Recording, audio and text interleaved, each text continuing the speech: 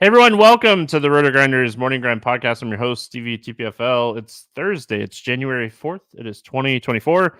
We have 13-game NFL slate, Week 18. We're going to break down here on today's podcast. I think there's only like a 2-game NBA slate, so just strictly doing NFL today. And on this podcast, joined today, as always, by my NFL buddy. Our last regular season podcast. I have some stuff planned for the playoffs, but Keith Eys819. Keith, how was Week 17, and are you ready for the mess of Week 18? Week 17 was not great. I'm on a little bit of a downswing here. I had way too much Christian McCaffrey and Tyreek Hill. I figured one of those guys was going to go absolutely nuts, and neither one really got there. They were both expensive, so that hurt.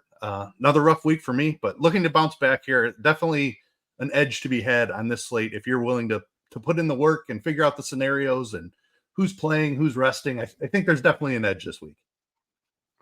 Yeah. So Week 17, my main team might have been the worst main team I had all year. It didn't break 100 points on DraftKings. But I had a couple really good tournament teams, so that helped. I had a Tyrod Taylor team that just needed Tyreek to do anything to have a chance to take down some tournaments. So that kind of stunk. And then I had a couple really good Lamar Jackson stacks. James Conner was someone that we talked about on the podcast a lot last week. I ended up being way overweight on him because he came in at 2%. And I think I ended up with 15% James Conner. So I had a couple teams that needed just a little bit more. I had a team, I think, score 175 or something, and it had Tyreek. So it was just it was so close to being a good week. But I will say, my main team, it was awful. Christian McCaffrey, Evans, Olave stack, just everything that I was on with my main team just ended up not being great. So luckily, I am a tournament player, so getting a little bit of exposure everywhere in tournaments is always fun. And I don't spread it thin, but I had a tight core, and the core didn't do terrible. So betting, I got absolutely smashed in betting. So I am ready to bounce back with that. I talked about that on I think Monday's podcast with Will, Tuesday's podcast with Will. But let's jump in. A lot to talk about. We're gonna do the best we can. We're gonna give you guys a general overview and give you our best thoughts here heading into Week 18. But if there's ever a slate to pay attention, this is a definite position to pay attention because things are going to change. People are going to sit, and you have to be careful with Week 18 NFL. Some teams are not playing for anything. Some players are playing for stuff, and it's just a mess. So make sure you're paying attention. Who's playing for what? And, I mean, the weekend really starts with these Saturday games. We're not going to break these things down, but they matter a lot for the playoffs. So you got to, right after the Saturday games are over, kind of look at the scenarios that we're looking at playoff picture wise. So just a lot. Baltimore is resting people. Pittsburgh needs to win. Houston Indy game matters so much as far as the playoffs are concerned. So a lot to talk about. Let's get started here with Tampa Bay at Carolina. 37.5 total in this game. Tampa is a 4.5 point favorite in this one. As far as the playoffs are concerned, Tampa wins, they're in. I mean, it's as simple as that. Carolina is obviously not playing for anything outside of the fact, or they can't even, it doesn't matter anymore. They've locked in the worst record. My Chicago Bears definitely appreciate that. Yeah. So we're all picked again. They're not doing anything here. Carolina anyway. So no, I think I don't want to say Chicago won that trade, but Chicago won that trade. So even if Bryce Young goes on to be great, I think you have to consider it a win for Chicago. We got to see what Chicago does with the pick first. So fair enough, but they're in a fantastic position. They better not mess this one up. All right, before we get into this game, I have to know, as a Chicago Bears fan, are you drafting quarterback or are you trading the number 1 pick? I think the answer, you can do both. Unless they're absolutely in love with Caleb Williams, I think you could trade down and still potentially Michael Penix played awesome in that semifinal game, and I think his draft stock is really on the rise. Obviously, Caleb Williams and Drake May at the top of the draft And then Jaden Daniels is expected to go high as well. So there's potentially 4 first-round quarterbacks here. I think you have to move on from Fields just to reset the salary. Fields hasn't, like, he looks great. He's a dynamic player, but he's not a passer. And I don't know that you win a Super Bowl with a guy like that. There's injury risk with that type of player. So, I mean, I really like Justin Fields. I think he's an awesome dynamic player. Like I said, he makes plays that no other person can make.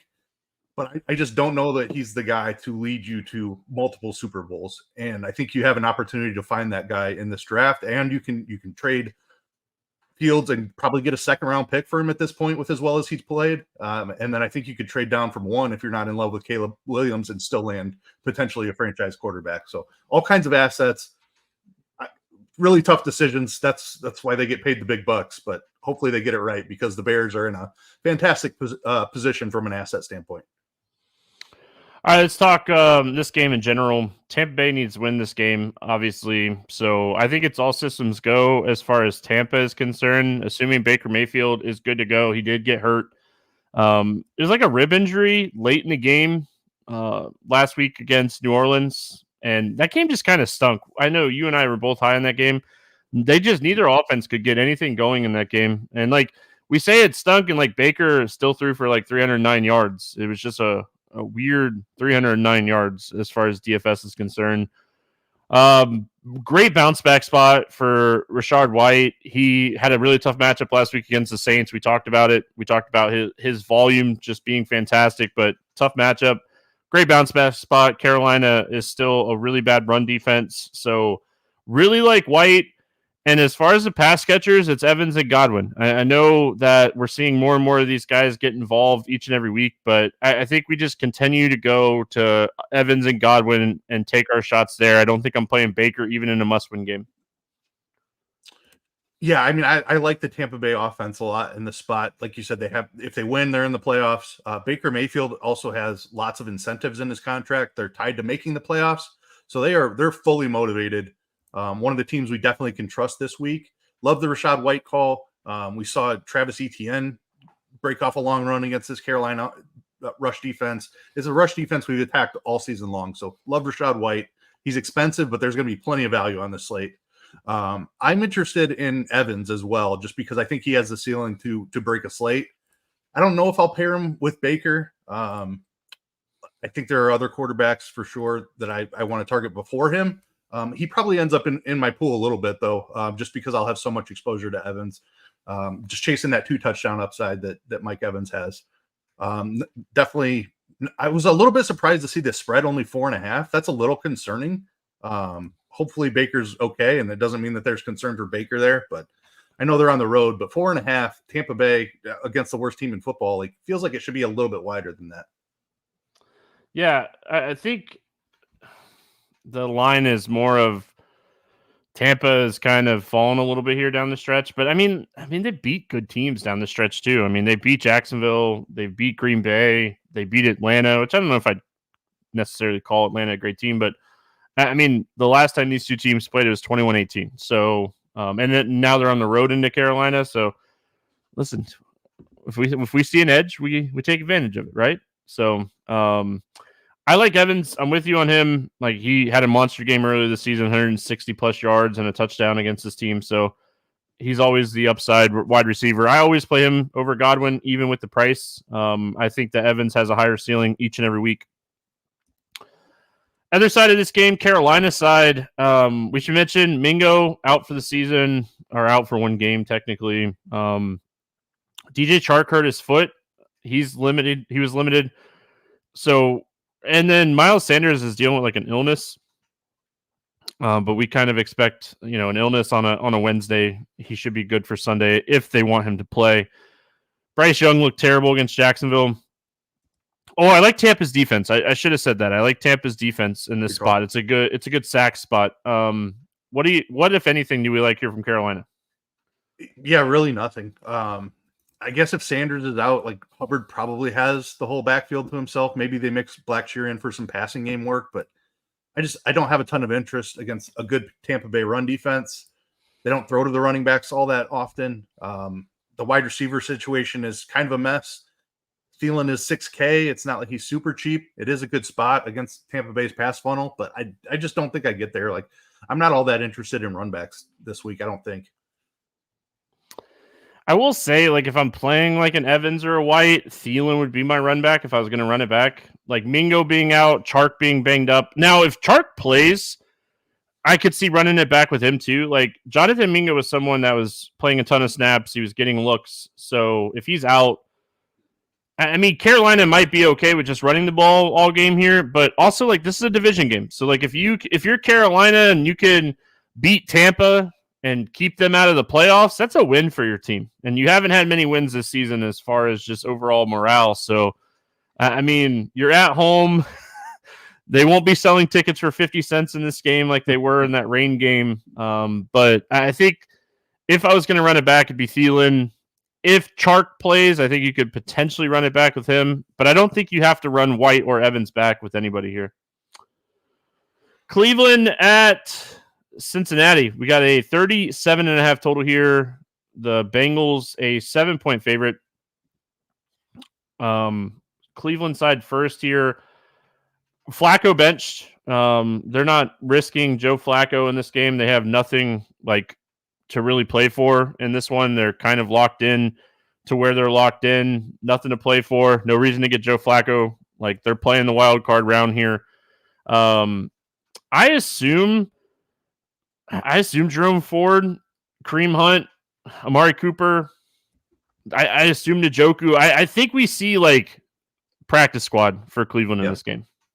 Yeah, I agree with you. Like Jeff Driscoll expected to start at quarterback. Like, oh boy, like he's not a passer at all. I think that Cleveland they're content to run the ball. They'll do some design stuff with Driscoll. I think Pierre Strong is probably a cheap running back that you can look at just because of the volume standpoint. There's no way I'm trusting any receivers. Njoku, I'm sure rests here. Maybe Harrison Bryant, a cheap tight end that you can look at. I just don't trust Driscoll to be able to get him the ball much. If I'm playing anybody from Cleveland, it's probably going to be Pierre Strong. Yeah, I mean, Cincinnati was eliminated last week. They don't have anything to play for in this game either. Cleveland's locked into the 5 seed. So so this is one of the scenarios, like if Hunt and Ford do get ruled out of this game by the time Sunday rolls around, Pierre Strong is minimum salary on almost every site. So, and we assume that he would potentially be backed up by like practice squad John Kelly, I think. If I remember reading it early. Yeah. So, I mean, why would they run out Kareem Hunt? Like, even if Kareem Hunt is active, I still might get a little bit of Pierre Strong in that scenario. Cincinnati's run defense has been terrible. We've talked about it a lot. So, yeah, I mean, overall, I have interest in Strong. But outside of that, I don't want to play Driscoll. And then on the Cincinnati side, we haven't really saw any news or reports here, but I mean, like with Jamar Chase banged up at the end of the season here, T. Higgins hamstring, I don't expect him to play whatsoever here. I assume Jamar Chase sits. I assume they play Browning, though. I don't think they really have a reason not to play Jake Browning in this game, but I do think he'll be missing Chase and Higgins. Any interest here in the Bengals side? I mean, if Browning is in there, I think he's a capable quarterback. I think you could look at guys like Trenton Irwin potentially. Andre Yoshivas is a guy who flashed in preseason a little bit. He's made a couple of plays during the season. So just depending on how many punt receivers we get, like we think of Cleveland defense as elite, but if they're resting defensive starters as well, maybe you could take a look at some cheap wide receivers here. I don't think I would play Browning if both Chase and Higgins are out. I assume that Boyd kind of takes it easy in that scenario as well. So just looking at the punt wide receivers like Irwin, Yoshivas, maybe even like a Charlie Jones, but nothing to get too excited about here. Yeah, I fully expect Cleveland to rest their big studs on defense too. No reason. There's no reason like for them to play this game. So I think Jake Browning, if he has low ownership, I get it. The guy I'm really interested in here is Chase Brown. They've kind of eased Chase Brown into some work. I mean, no reason to go get Joe Mixon hurt. I'm pretty sure Joe Mixon's under contract for next season already. Didn't he sign like a 3-year deal or something at the beginning of this year or something? So he did, yeah. Yeah, so no reason to get Joe Mixon hurt in this game. I think they might give Chase Brown some work in this game. So I'm looking for these cheap running backs. It's gonna be a theme of the podcast this week. I'm looking at these cheap running backs, and I'm trying to hit the home run at cheap running back. As far as the wide receivers are concerned, Irwin or what is it? Ilvis? Oshvis, yeah, yeah, no chance. I would take some shots on these guys if Browning's at quarterback and Higgins. I don't think Higgins is going to play, and I don't think Jamar Chase is going to play. I'm with you. I don't think Boyd plays a lot, if any. Boyd, I don't think matters as much as like Chase and Higgins. So looking at some cheap Cincinnati receivers, I think is okay in this spot.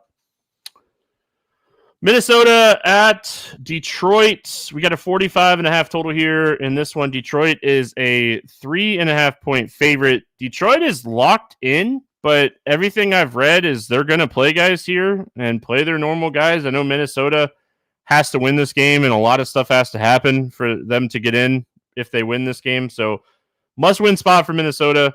Detroit's going to play their starters as of Wednesday. We'll see if that changes, but let's go Minnesota side here first.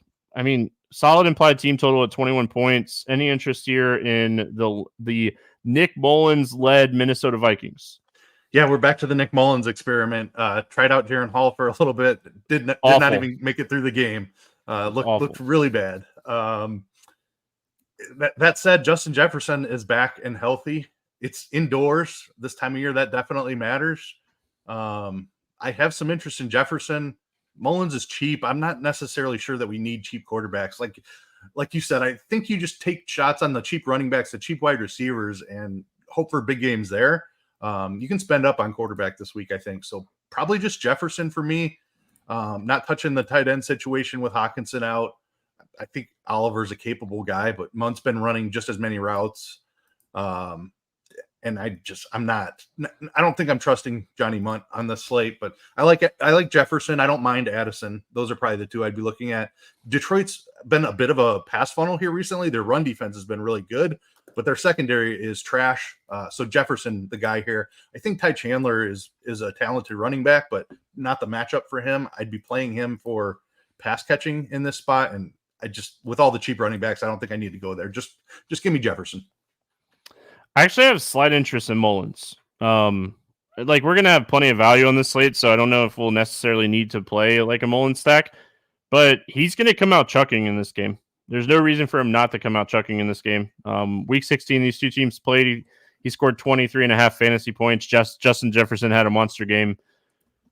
Mullins has no reason to not come out and chuck here. Cousins is probably going to be the starter for Minnesota to start next season.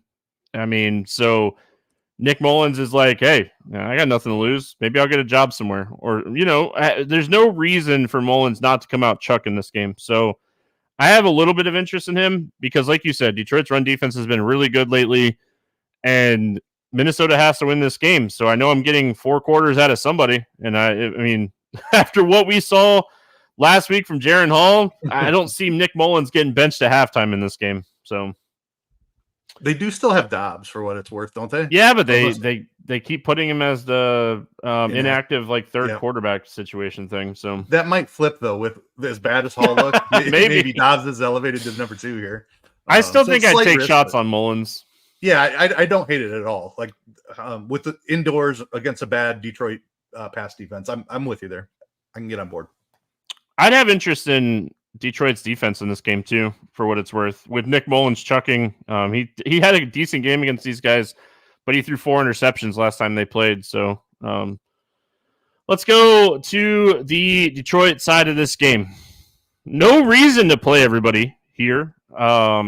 As far as, I guess, isn't there a scenario where they could have a home game instead of an away game if they win this game or something?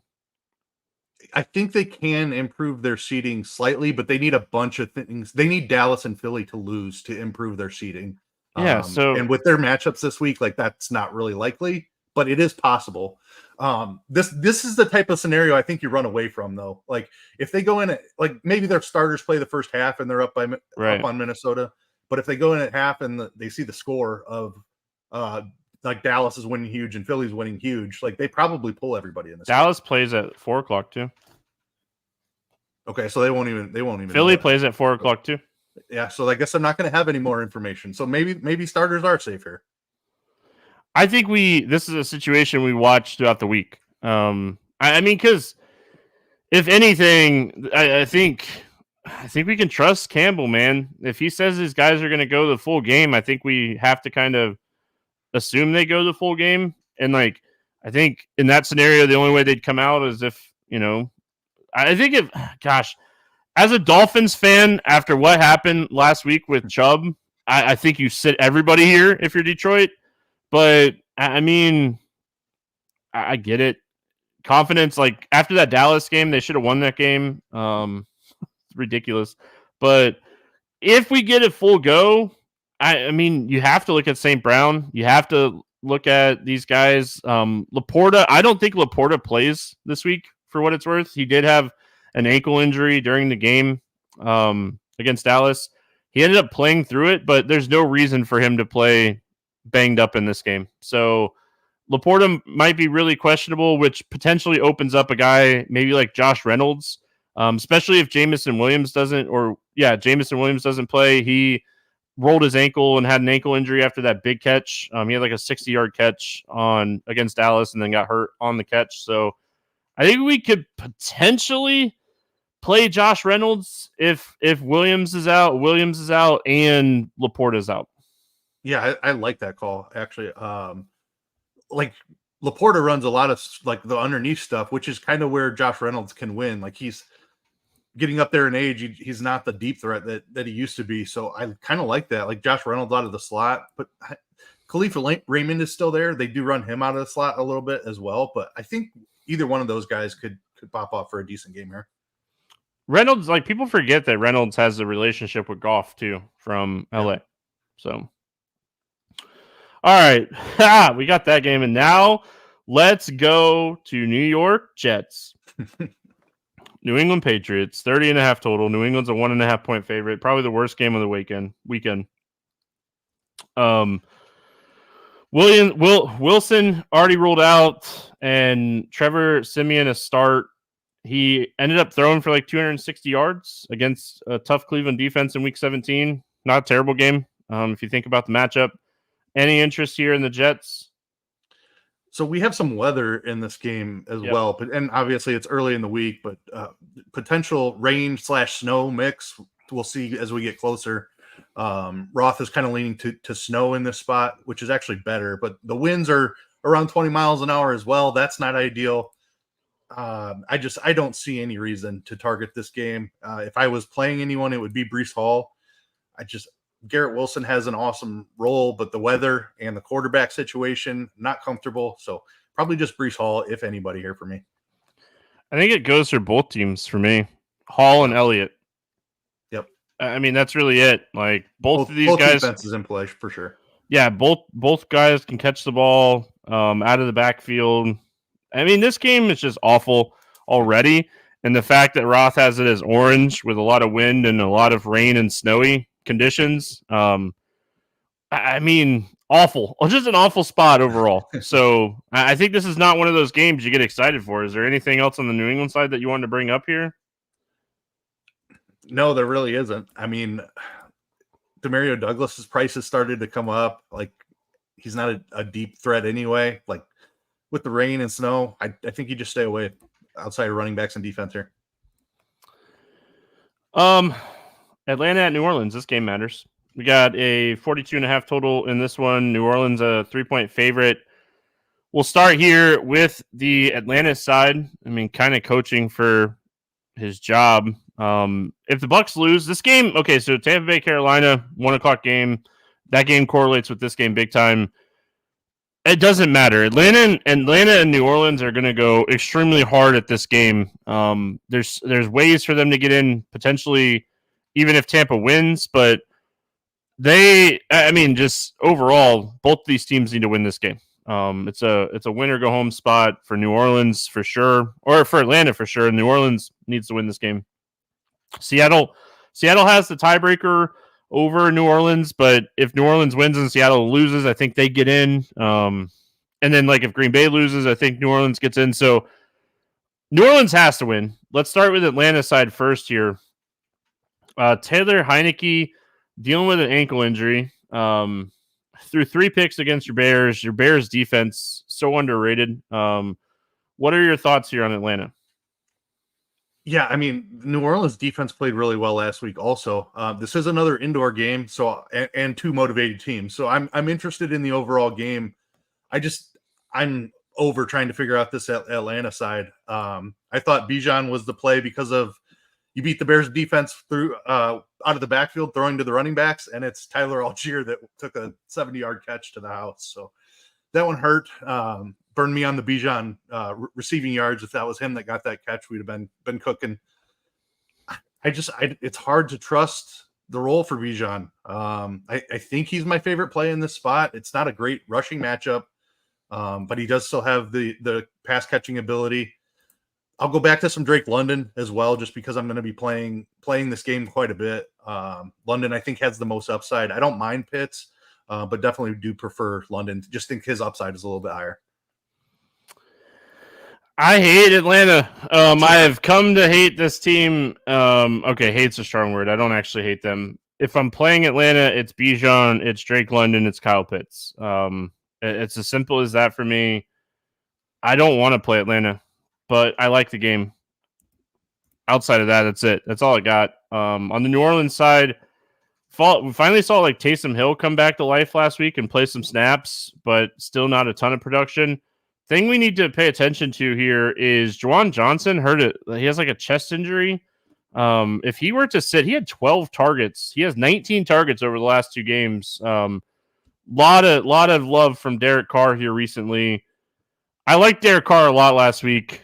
Olave just disappeared in that game.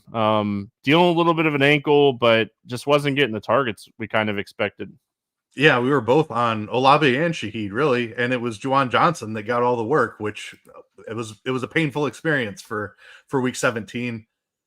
That said, I'm probably going right back to it. Indoor game environment, they're not afraid to chuck the ball. Like, they'll let Derek Carr drop back 30, 40 times. A game they have to win. Like you said, there's all kinds of scenarios for them to get in the playoffs if they can win this game. So I'm highly interested in the New Orleans offense here. Olave and Shaheed are going to be my first 2 looks again. Kamara is banged up. If he were to miss, I have interest in Jamal Williams, honestly. We saw him with a huge role early in the season before Kamara made it back. I don't know. It's really the passing game first. I'll probably play some Carr because I think Olave and Shaheed are super talented. I'm going right back to them. The Olave injury does concern me a little. But I think you just have to trust that he's good enough to go. I don't know, 6,700 for a guy with his upside. I'm still playing that. And then Shaheed is the deep target. He has to catch a long touchdown to get there, but he can certainly do that. I love this like game environment for Carr at home in a must-win. So I'm gonna definitely do some Derek Carr stuff here. It's just whether or not Shaheed and Olave are my first primary targets. I'm with you 100%. If Johnson plays, I can't overlook the 19 targets over the last 2 games. He had 7 targets earlier this season against Atlanta as well. So he would be a tight end play for me if he plays. If he's out, I think it just potentially bumps up Taysom a little bit. But Taysom Hill at 4,600 is tough to stomach outside of the fact that like the dude does have like 3 touchdown upside. So, gotta love it. Gotta love it. Jacksonville at Tennessee, 39.5 total here. Jacksonville is a 5.5 point favorite. Jacksonville's another one of those teams. Winning, you're in. They have the tiebreaker over the Colts and Houston. Houston and Indy play on Saturday, right? So, I mean, honestly, it doesn't matter as much for Jacksonville. They have to win this game. It's as simple as that. We'll start here with the Jacksonville side of things. It was good to see a limited practice from Lawrence. I think Lawrence tries to play this week. What are we doing with the Jags here? Yeah, Lawrence, I mean, he's playing through everything. Dude's just been, it seems like one injury after another the last 3 or 4 weeks, whatever. He had the ankle. Now he's dealing with a shoulder. Like, Lawrence is not healthy, which is very concerning. But he's a game they have to win. He's going to be out there, I think. Which gives, I think, Beathard didn't play bad, but Lawrence definitely elevates the passing game here. Christian Kirk is minimum price, and they opened his practice window. So Christian Kirk has a chance to return. Like, even if he's limited, Christian Kirk at minimum price, you have to have interest in. If he's active, he probably ends up being really, really popular here at minimum price. I think you can play some Calvin Ridley for sure. Zay Jones is still on the injury report. 8 targets for him in the last game he played. He's missed, 2 weeks now, I think. So if Zay Jones were to make it back and Christian Kirk makes it back, this is a messy situation.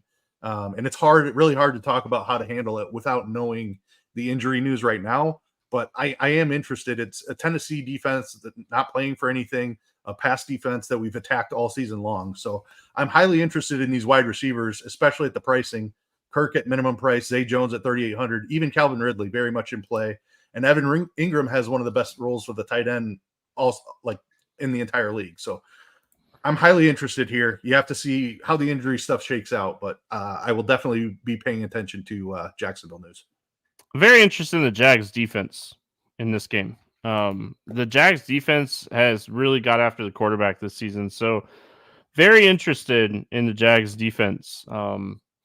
I will say, as far as the offense goes, Ingram's probably my favorite play from this game from Jacksonville side, because I don't think it matters who's at quarterback. He's going to get his looks, whether it be Beathard or Lawrence. If Lawrence is banged up, Ingram might get even more look in this game. So a lot of interest in Evan Ingram in this one. And then Christian Kirk at minimum salary is a fantastic call. I read a report earlier today that they're hopeful that he'll play this week. As far as Tennessee is concerned, I did read something earlier, and I have it up. I took a picture of it on my phone. Hold on one second. There's something. Hopkins needs 7 catches for $250,000, and he needs 49 yards for $250,000, and he needs 2 touchdowns for $250,000. So we might see whoever's playing quarterback this week just chuck it to DeAndre Hopkins. Listen, I don't necessarily love these bonuses and stuff, but some of them are very attainable. And let me tell you right now, if you go out and you make me $500,000, I'm gonna like you. So I think, and not even me. I'm talking if I'm DeAndre Hopkins and whoever's playing quarterback helps me make $500,000 here, You want to feed your guy. This is your guy. You want to feed him. Levis is dealing with a foot. We don't know if he'll play or not. Tannehill is awful, but I would have a little bit of interest in Hopkins here on some Jacksonville runbacks. I love that Hopkins call, and I'm totally with you. Some of these guys Tyreek needs almost 300 yards to 248,000. I knew you had the number ready. Some of these, I'm not going to say Tyreek cannot do that. But if it doesn't happen in early, if he doesn't catch a long one early, he's probably drawing dead for that. 79 yards or whatever it was for Hopkins and 49 yards. Yeah. 7 catches. Very attainable. I completely on board with ones that are well within their normal range of outcomes. Just the team should concentrate and make sure that he gets that. So love the Hopkins call. Probably not targeting anything else here from Tennessee. Tyjae Spears has worked in quite a bit here over the last couple of weeks. Obviously, I think he's the future here in this backfield. Henry is up there in age. So maybe they give Tyjae Spears a few more looks here. I think Okonkwo is fine, but nothing that I'm seeking out as a priority. Chig and Spears are in play, but Hopkins is the primary target. All right, we go to the 4:00 games. All of these games start at 4:25, so all the games at 1:00, and then all these games, huge afternoon slate, really fun day to do like early slates and afternoon slates. I'm on expert survey for afternoon and used to doing like 3 or 4 games and like really have to dig in this week because there's so many games. One of my favorite games of the weekend is where we start. It's it's Seattle at Arizona. It's 47.5 total here. Seattle is a 2.5 point favorite. I mean, huge game for Seattle. They win, they're in. I mean, they have the tiebreaker over New Orleans. They win, they're in. Arizona coming off of a huge upset last week against Philadelphia. I gave out Philly minus 10.5 last week. It was one of the bets that I bet and liked a lot. Kyler Murray getting the boost of confidence from the coaching staff this week as he's our guy moving forward kind of thing. I see no reason Arizona doesn't go out and play their normal guys. Geno Smith wins this game. He makes $2 million for what it's worth. He has a $2 million bonus for making the playoffs. I mean, I love this spot for Seattle. It's just, who am I playing is depending on, like, does Walker play? He's banged up. If he doesn't play, Charbonnet is one of my favorite running backs on the slate. I love DK Metcalf. I mean, I'll play some GSN and Lockett as well. This is a great spot for Seattle. Yeah, and I am definitely with you here. Good weather in Arizona as well. They have the roof as well. So yeah, another indoor game here. The running back situation, like, Arizona is very susceptible on the ground. So if Kenneth Walker is playing and unowned, I'm going to be really interested in that. If he's out, I agree Charbonnet is a fantastic play. Like, Walker at 6,500 and he's like splitting the backfield. Not a guy you would think, oh, we need to play some of him, but he has big playability. And this Arizona run defense is a team that will give up big plays. So if we get Walker really low owned, I still have interest there if he plays. DK Metcalf definitely has the upside at the wide receiver position. JSN has been extremely involved here recently. Just 2 targets last week, but before that, like, he's running a bunch of routes. I think that I'd prefer him over Lockett even. Like, Geno just has seemed to look his way often outside of the game last week. But I'm just kind of going to overlook that and trust the roll here. 4,800 for Smith and Jigba, I think is really good. Lockett's just not winning individual matchups anymore. Yeah. I mean, it's as simple as that.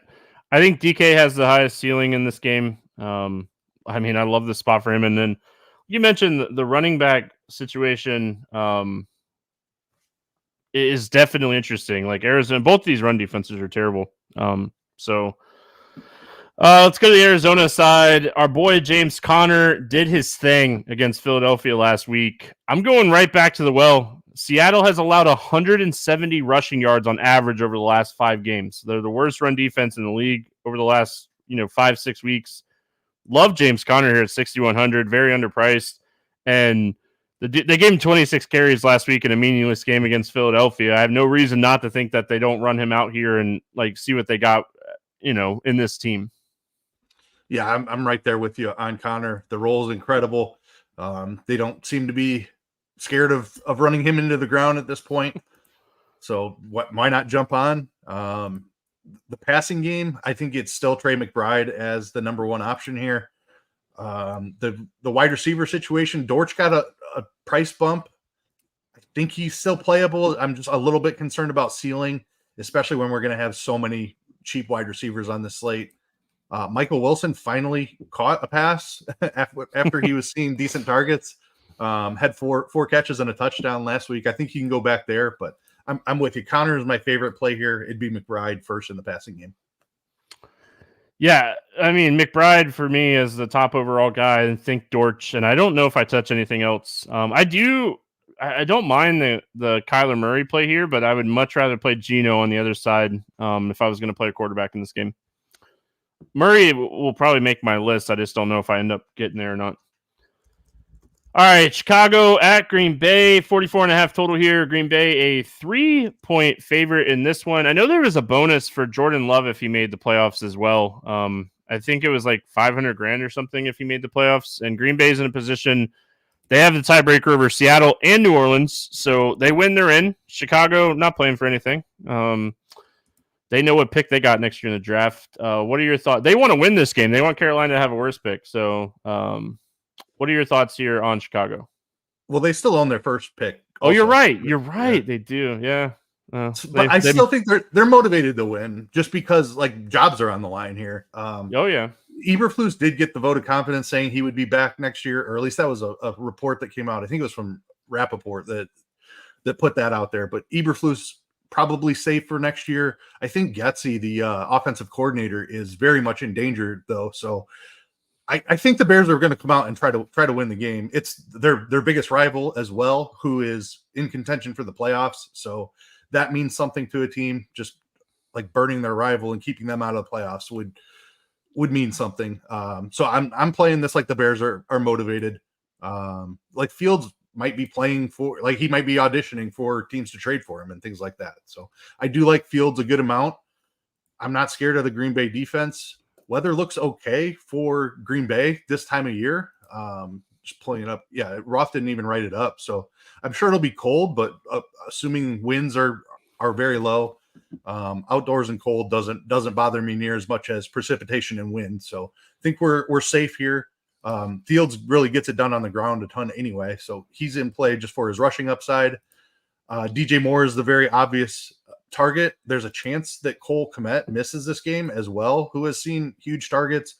If Cole Kmet is out, we could see potentially like 15 DJ Moore targets. I don't think that would surprise anybody. The Green Bay run defense has been really bad as well. And last week, the Bears did make Foreman a healthy inactive. If that happens again, I think you're safe to go back to Khalil Herbert. 5,700, 18 and 20 carries the last 2 weeks. He's pretty clearly ahead of Roschon Johnson, I think. So I do like Khalil Herbert a good amount as well. Herbert's on my list. I think obviously you got to see the Foreman news or not, but if he's inactive again, no reason not to have Herbert in this game. Green Bay's run defense is a run defense we've been targeting a lot this season. 38 attempts over the last 2 games, ran over 100 yards in back-to-back games, gets a great matchup again.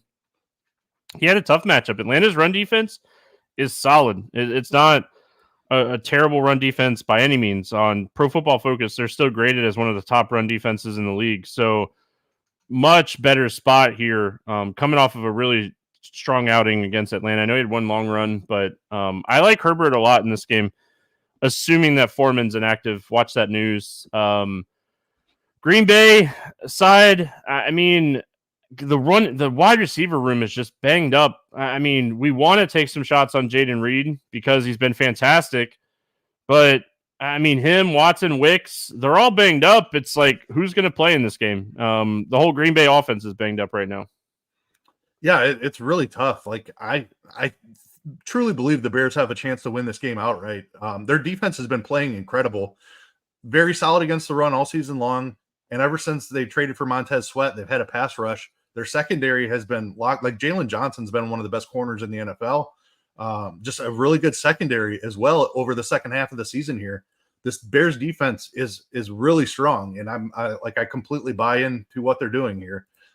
It's essentially the trade for Sweat and Eberflus taking over the play calling for the defense. They've been playing outstanding since those two things happened. I want to play some Bears here, so I'm looking like if Christian Watson makes it back, I think I probably take shots there at 4,700.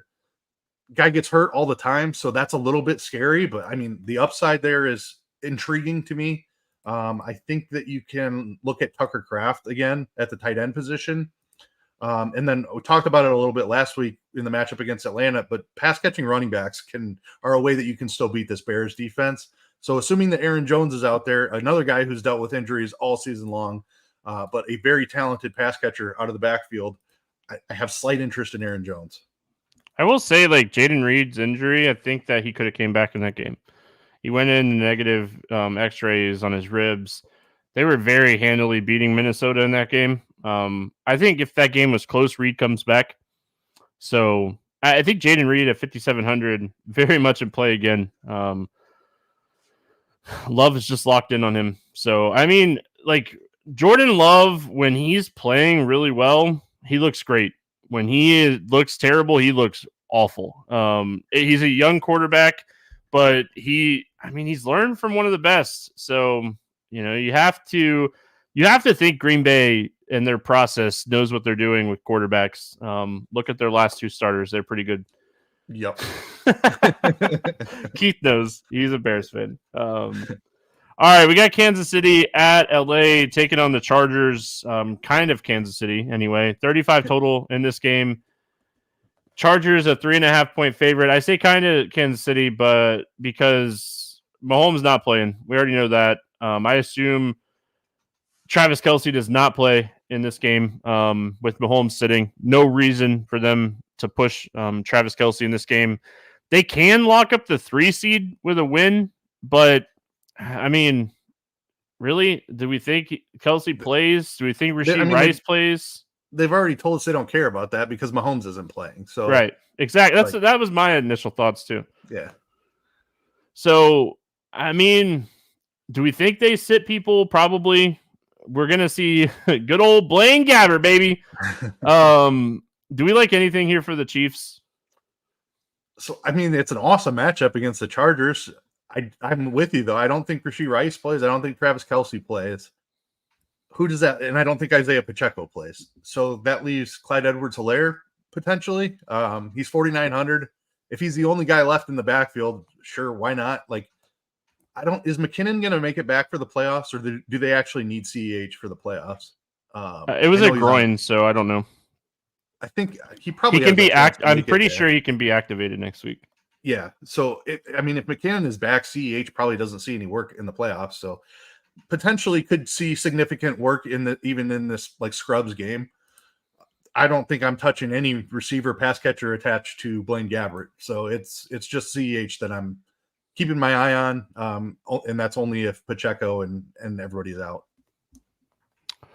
I will say if Kelce sits with Blaine Gabbert at quarterback, I would potentially put Noah Gray in my player pool. Chargers defense is awful. We already know that. So Blaine Gabbert, check down Gabbert. Like this is one of those times where I feel like Blaine Gabbert comes out and throws 3 touchdowns. Right? I know it sounds it's the right matchup. It sounds dirty, but we also have to remember like the Chargers are bad.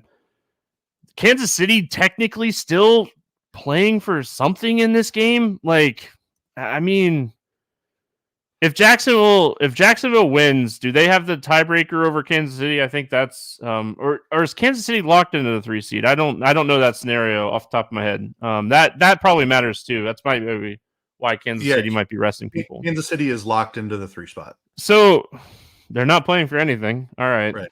Blaine Gabbert, 3 touchdowns. Who are they going to? Okay, I will say, like, if they sit Rashee Rice is dealing with a hamstring. He missed practice Wednesday. I highly doubt he plays in this game for what it's worth. Also, Tony's banged up. He's been dealing with like an ankle and a hip for like the last 3 weeks.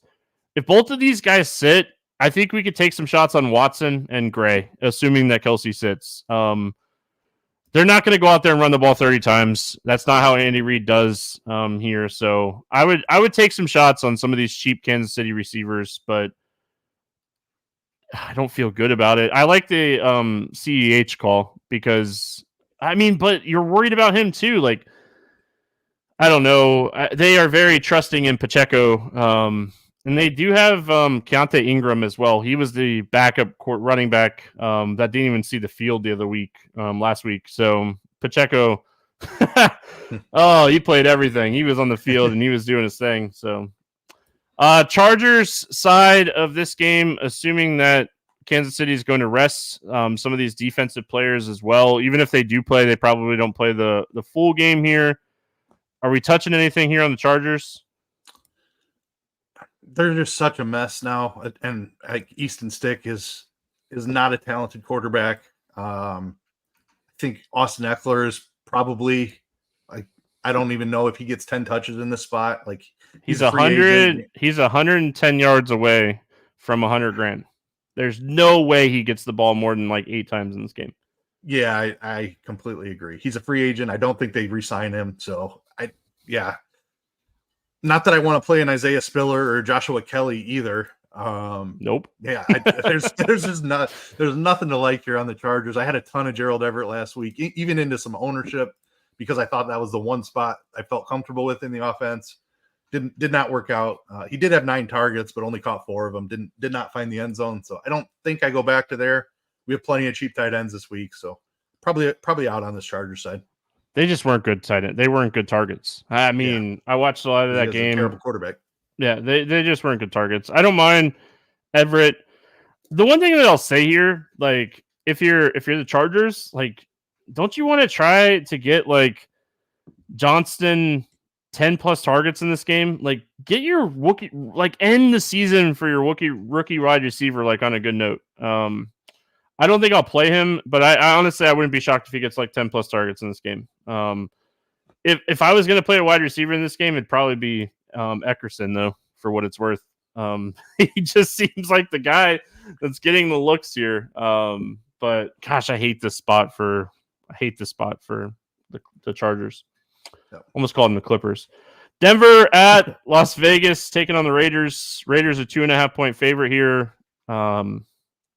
We'll go Denver side first. They technically got eliminated last week. I don't think there's a chance that even if they win, they get in here. I think they're officially eliminated last week in that game. I assume Stidham's going to start. There's like bonuses for Russell Wilson, so they don't want to pay out his bonuses, let's be honest. So talk to me here. What are we doing, if anything, with Denver?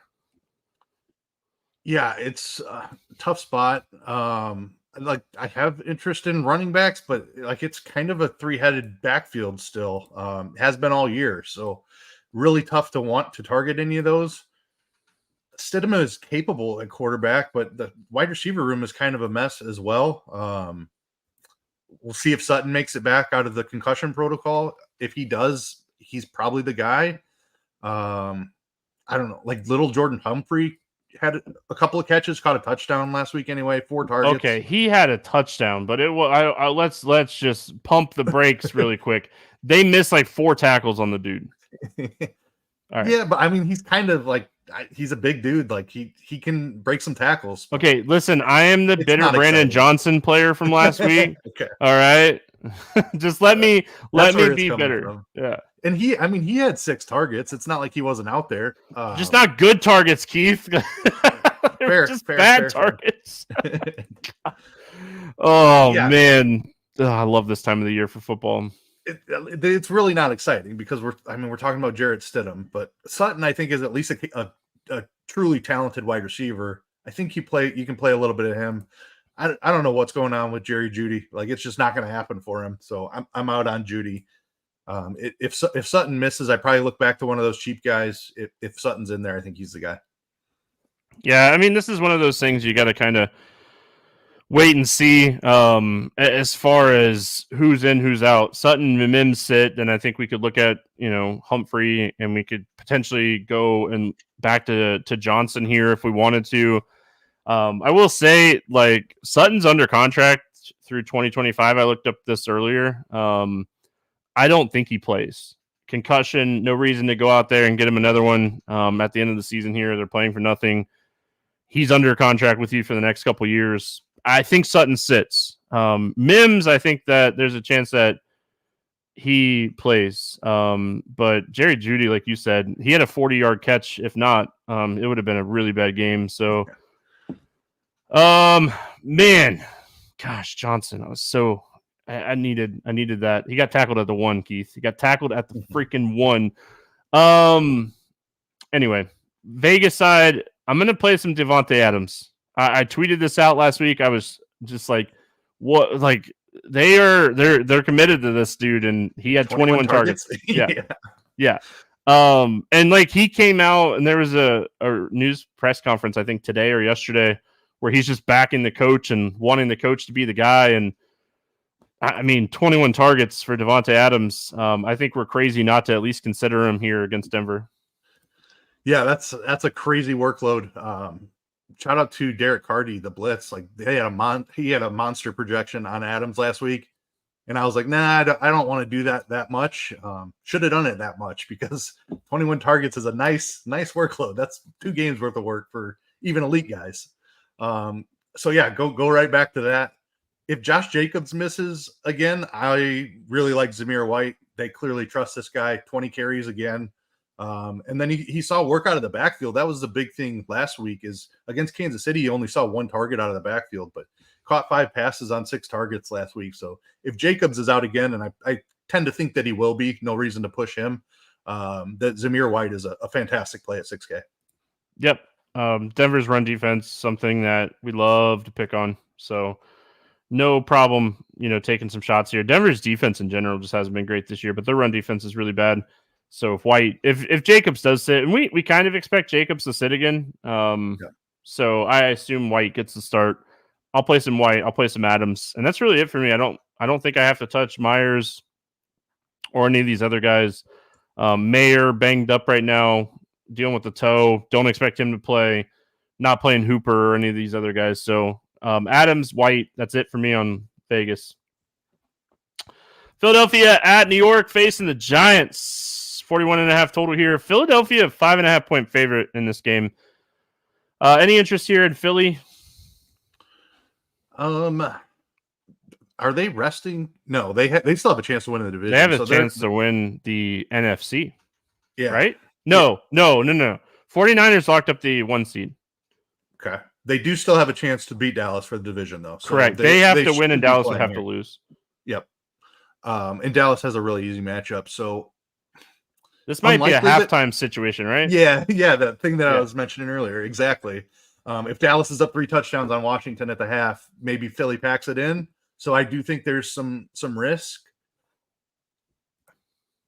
I mean, it's obviously a great matchup against the Giants. If we knew we were getting full run here, we'd have a ton of interest in the Philly side. I don't know. I think that you get full run from the starters for sure for at least a half because they've been absolutely broken for several weeks now. They need to get back on track for the playoffs if they want to have any chance of advancing in the playoffs. So I think you see starters for a little bit, but again, if Dallas is just crushing Washington, there's a good chance they pull back the reins in the second half, and I'd be really concerned about that massive 13-game slate with value everywhere. Maybe I take some shots on upside guys like AJ Brown. Devonta Smith may not play in this one. He's questionable. I don't think he plays. Yeah, so I mean, AJ Brown could legitimately see a ton of targets here. Goddard is in play if you want to spend up at tight end. I think there's plenty of value if you want to do that. AJ Brown, I think just taking shots on a ceiling game. Maybe he goes for 150 and 2 touchdowns in the first half or something. I think I can take shots on that. I don't think I'd play Hurts in this game, but I will have a little bit of AJ Brown and Goddard. I don't think I touched the running back situation. I mean, the running back situation, I had a ton of DeAndre Swift last week. He was one of my favorite plays, and I mean, he averaged 4.7 yards per carry, and they just weren't giving him enough work in that game. So probably why they lost. Anyway, Gainwell and Scott, like if this game, I mean, you're going to have coaches on the sideline and up in the box, like watching the Dallas-Washington game. Let's be honest. So Philly has nothing to gain whatsoever if Dallas wins. So there's no reason to get guys hurt. So I haven't chasing the 2 reception, 2 touchdown game from Julio Jones.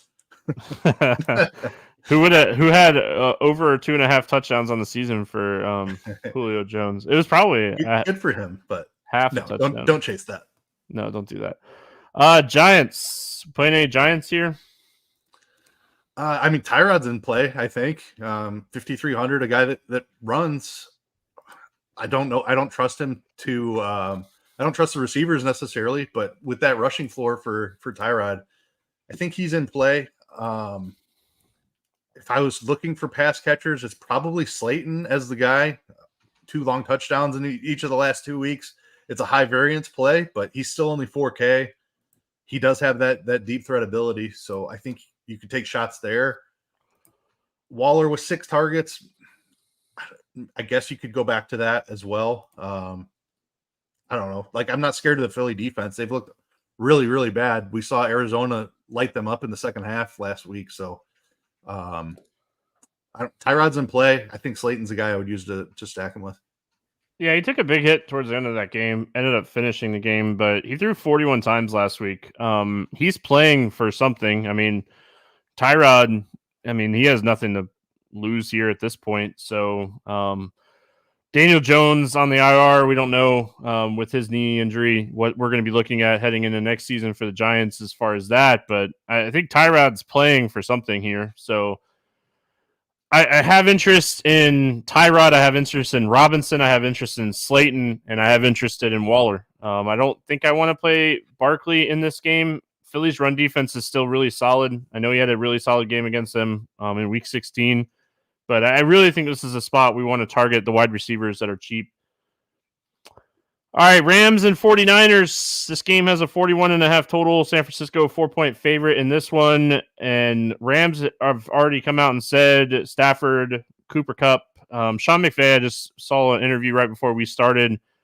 It sounds like they're going to try to get Puka the record. I think it's 4 catches and 29 yards for the rookie receiving and reception record. I would assume after he gets the record, they pull him in this game. They basically, Sean, if you like search on Twitter or X, and Sean McVay basically says they want to do something special for Puka, but they're also going to be careful. So in my words, in my head, that's let's get him early catches in this game and get his butt off the field. My question to you is, are we taking any Carson Wentz this week? I don't think I can do it, man.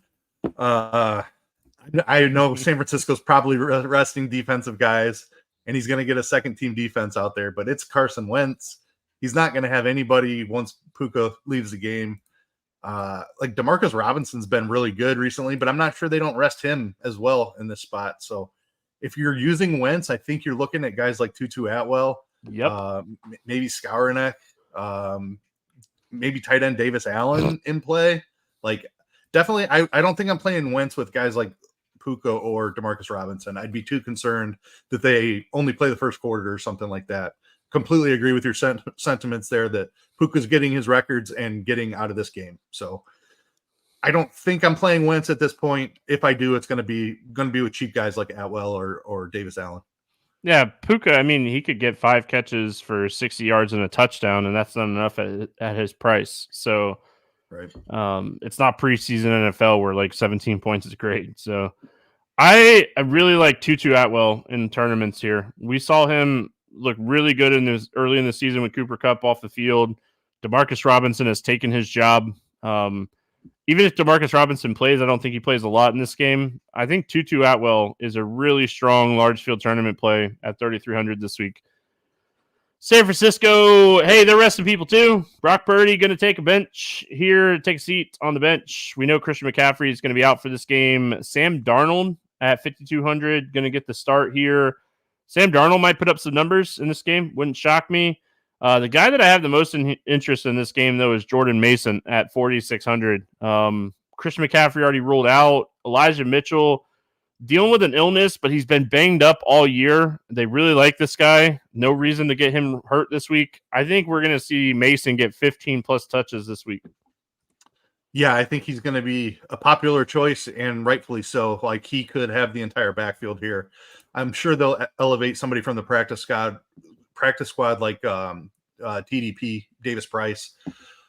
But I still think that Mason gets the bulk of the carries here. Sam Darnold is a capable quarterback, so I have some interest in the passing game here as well. Again, I wouldn't definitely not playing him with stars. It's not Debo, it's not Ayuk, it's not Kittle this week. You're looking at guys like Ronnie Bell. Maybe Chris Conley gets a call from the practice squad. Juwan Jennings even, I think, is a little risky. He has a concussion. Yeah, I mean, he might not even be active, but they activated. It was like Tay Martin was active for Week 17 off the practice squad. Yeah, I don't know much about Tay Martin. I haven't looked into his prospect profile or anything. I do know about Ronnie Bell, and he's a talented guy. He's very much in this run after catch mold that the 49ers absolutely love. Like, he's a Debo Samuel type of guy. So Ronnie Bell is somebody I'm actually quite interested in. Ray McLeod should be activated for this game. I don't know if I think they're going to try to get him maybe a few reps in this game before the playoffs. They love him as a return man. So I mean, maybe some shots on him, but I think your Ronnie Bell call is the interesting play here. But Mason, Ronnie Bell, I don't mind looking at some cheap pieces here. I still don't think I play Sam Darnold. We have so much value this week that it's just really hard for me to get off Dak. We're going to talk about it in a minute. He's just the guy, like, let's get to it. Let's just talk about it. Last game on the slate, 46.5 total. Dallas, a 13.5 point favorite. Dallas wins. They win the division. They lock up the 2 seed. I mean, big game as far as playoffs are concerned when you're playing at home and on the road, especially when you're a team that's just been phenomenal at home. They get one of the worst defenses in the NFL. Washington, 31 overall DVOA, 32 against the pass and 31 against the run. Dak, I mean, this is your time. You've been awful on the road all year. Go beat Washington and beat them by a lot and lock up your 2 seed. Yeah, I mean, Dak has to be the highest upside quarterback on the entire slate. CeeDee Lamb, the highest upside wide receiver on the entire slate.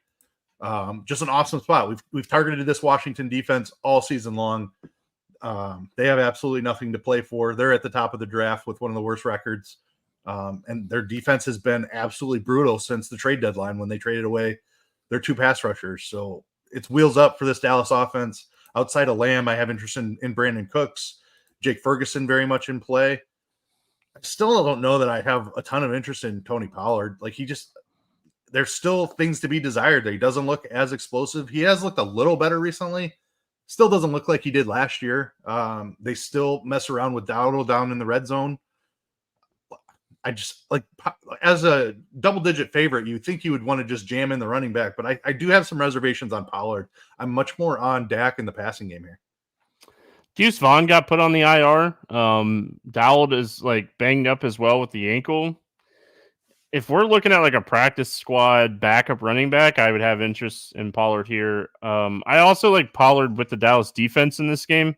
Like, my thing is, I don't think Dak gets benched in this game until they're up by, like, 4 or 5 touchdowns. So I think that he's going to have enough production upside for me to play him at 8K. I think he has one of the highest floors on the slate. I think CD is one of the best wide receivers on the slate. I just don't want to overthink this spot. Dallas has to win this game. Why are we not playing their stars kind of spot? Yeah. I mean, they might score 40 points at the half, and they only play a half, but you still got 40 points out of the offense. Yeah, like I said, I think they got to be up by like 4 or 5 touchdowns before they take out Dak in this game. Agree. Yep. Sam Howell going to get the start here. Hey, good for him. Good for him for finally, like, letting Terry McLaurin make a play on the ball. There's nothing I want to touch here on the Washington side of this game. I mean, Dallas is going to be playing their studs in this game. Sam Howell stinks. He's getting sacked a ton. I'd almost want Jacoby Brissett to be playing this game for me to have some interest in McLaurin and these guys. But if anything, McLaurin or Samuel, but I really don't want to play Washington. Yeah, I love the Dallas defense call because we know Sam Howell takes all the sacks. They were unable to push back against San Francisco whatsoever, and that's part of what hurt me so much last week is San Francisco just didn't need to press the gas pedal at all. Dallas is going to want to make sure that they're up in this game. I don't necessarily think they need Washington to push them, so not looking for run backs necessarily. If I were, it would be Terry McLaurin. I still believe he's the most talented receiver in the room. But I don't think I need to run back the Dallas stuff. I think they could just absolutely blow Washington away in the spot. I will say, now that we broke down the slate, my quarterback situation is very tight this week. I don't know if that changes as the week goes along, but really like Geno and Dak, and then on the like flip side, Mullins, Carr, and Tyrod. So I don't think my quarterback pool is going to be very high this week. All right, let's play the morning grind game for the last time this regular season. Like I said, we got some playoff stuff planned. Keith, quarterback for 300 plus passing yards. You cannot use Dak Prescott.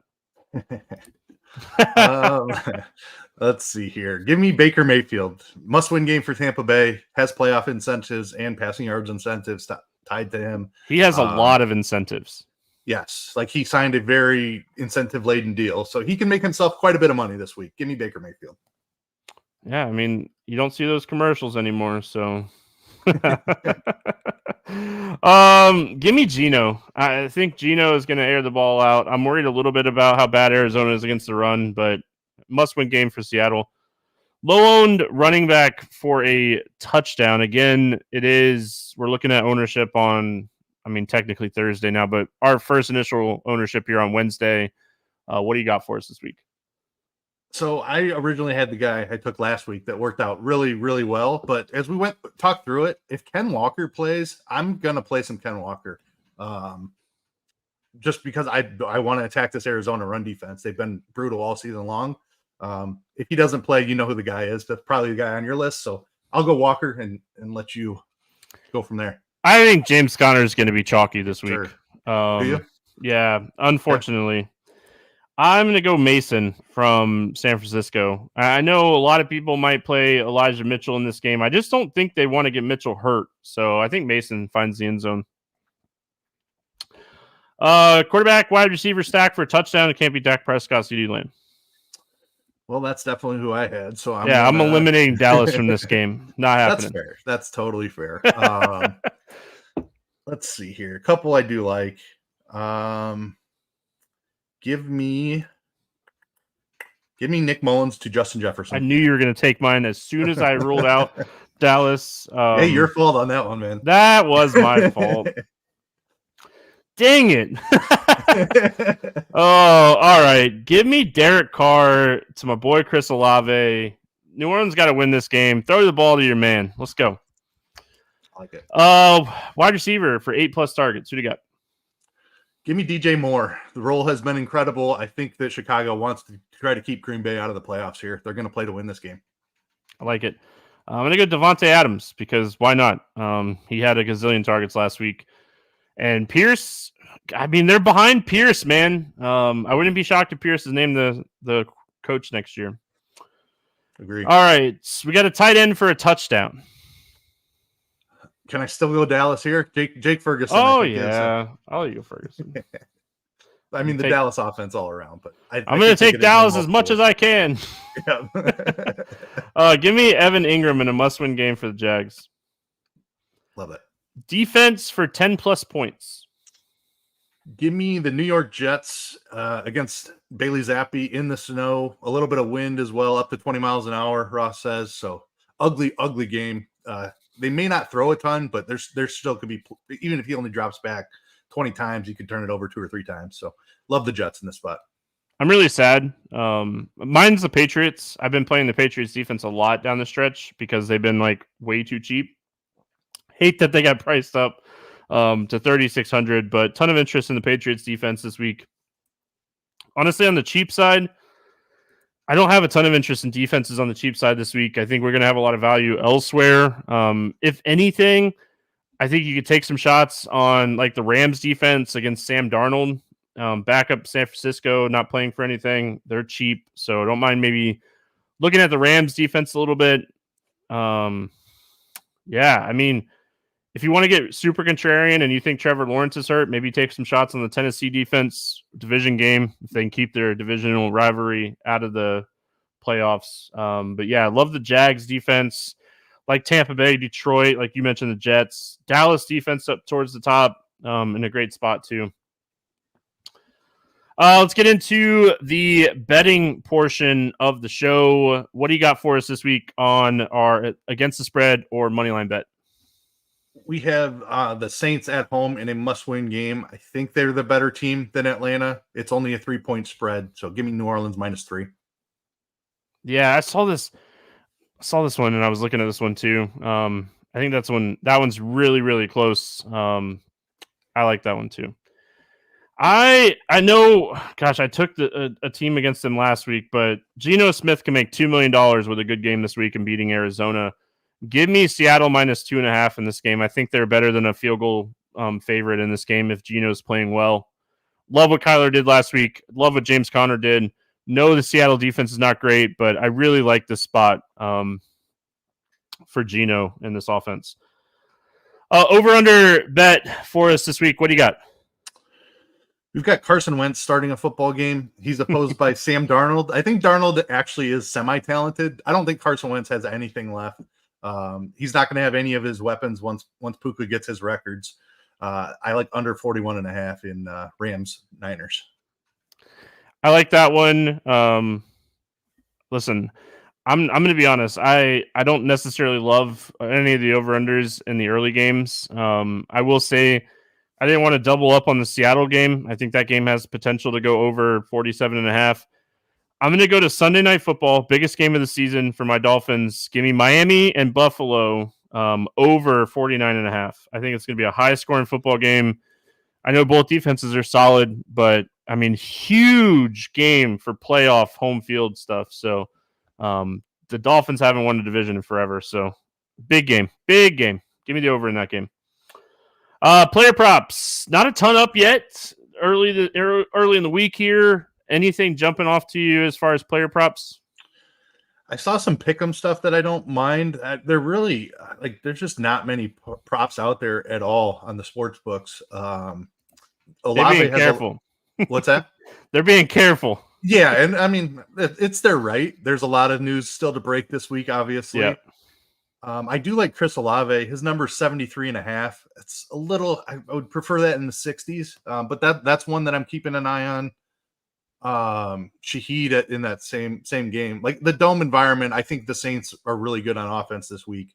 They kind of let us down last week, but Olave and Shaheed's receiving props. Shaheed's at 36.5. I think I actually might prefer that to Olave even. But both of those I have an eye on. Really, there's a couple of Buffalo Miami props out. There's the Saturday stuff, but nothing really else on the Sunday slate. So my prop bet is DK Metcalf over 65.5 receiving yards. Really like that one. And then as far as my pick 'em play right now, there's not a ton of stuff that I love. I will tell you guys, I'm looking for Mike Evans receiving prop. That's the one I've got written down. He's on Prize Picks at 67.5. Okay, so there you go, 67.5.